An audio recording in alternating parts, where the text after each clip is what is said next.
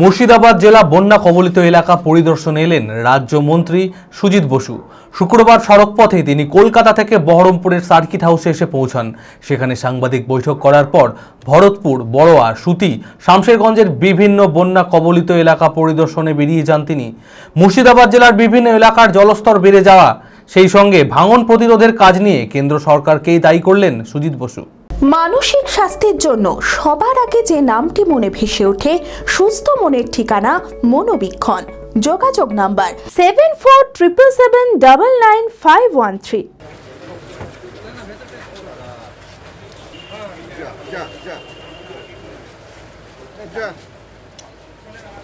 গঙ্গার জলস্তর বাড়ায় জলমগ্ন মুর্শিদাবাদ জেলার বিভিন্ন এলাকা, বন্যা কবলিত ভরতপুর, বড়োয়া, সুতি, শামশেরগঞ্জের বিভিন্ন এলাকা।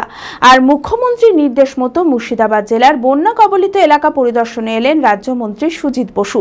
শুক্রবার সড়কপথে তিনি কলকাতা থেকে বহরমপুরের সার্কিট হাউসে এসে পৌঁছান। সেখানে সাংবাদিক বৈঠক করার পর বড়োয়া, ভরতপুর, সুতি, শামশেরগঞ্জের বিভিন্ন বন্যা কবলিত এলাকা পরিদর্শনে বেরিয়ে যান তিনি। মুর্শিদাবাদ জেলার বিভিন্ন এলাকায় জলস্তর বেড়ে চলা, সেই সঙ্গে ভাঙন প্রতিরোধের কাজ নিয়ে কেন্দ্র সরকারকেই দায়ী করলেন সুজিত বসু। তিনি বলেন, রাজ্য সরকারের সঙ্গে কোনো রকম আলোচনা না করে ডিভিসি মেসেঞ্জর ব্যারেজ থেকে জল ছাড়া হচ্ছে, সেই কারণে সাধারণ মানুষকে সমস্যায় পড়তে হচ্ছে। সেই সঙ্গে ভাঙন রোধের কাজে কেন্দ্রের অসহযোগিতার অভিযোগ তোলেন তিনি।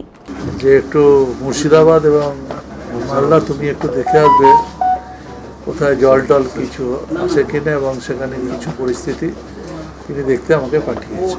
বড়ওয়ান এবং সুতি এবং শামশেরগঞ্জ, বিশেষ করে বড়ওয়ানে যেখানে জলটা আসে, এখানে এটা মূলত মেসেঞ্জার থেকে জল ছাড়লে পরে এখানে প্রচুর জল হয়েছিল, এবং আপনারা জানেন মাত্রাতিরিক্ত জল যদি এখানে আসে তাহলে জায়গাগুলো খুবই ভরে যায়। আর আমাদের বিশেষ করে সরকারের অনেক তৎপরতাও আছে, এবং সেটা মাননীয় মুখ্যমন্ত্রী তিনি সবটাই মনিটরিং করেন।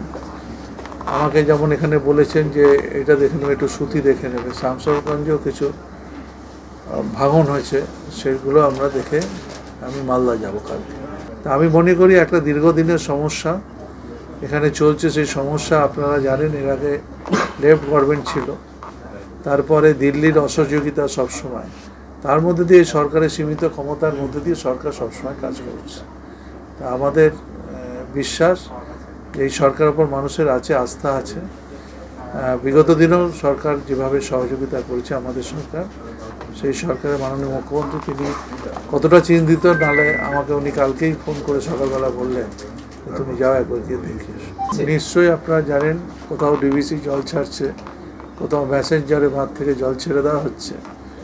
বিভিন্ন জায়গায় যেখানে যেখানে আছে তারা বিভিন্ন সময় আমরা লক্ষ্য করছি, মানে আমাদের সঙ্গে কোনো রকম আলোচনা ছাড়া, সরকারের সাথে আলোচনা ছাড়া মর্জি মতো তারা জল ছেড়ে দিচ্ছে। এতে মানুষের ভোগান্তি হচ্ছে। মানুষ বুঝতে পারছে দিল্লির সরকার যেটা আছে সেই সরকারটা মানুষের সরকার না। নানাভাবে কোথাও বাংলা কথা বলার জন্য কাউকে অ্যারেস্ট হতে হচ্ছে, বাংলা কথা বলার জন্য কোথাও অত্যাচার হচ্ছে। তা আমি মনে করি এই সরকারটা মানুষের সরকার না, এই সরকারটা বিজেপি সরকার, দিল্লির যে সরকার। মনমোহিনী হেলথ কেয়ার, সুস্থতার একমাত্র নির্ভরযোগ্য ঠিকানা।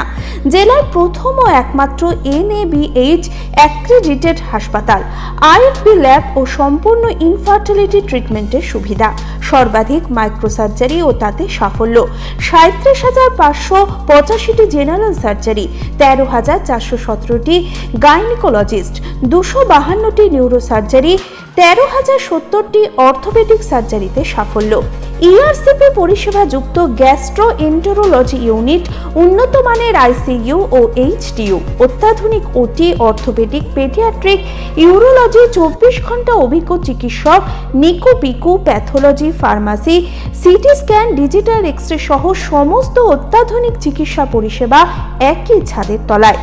রয়েছে স্বাস্থ্যসাথী কার্ডে চিকিৎসার সুব্যবস্থা। ওপিডিতে বসছেন বিশিষ্ট চিকিৎসকেরা। ঠিকানা কালিকাপুর রোড, শিল্প তালুক, বহরমপুর, মুর্শিদাবাদ।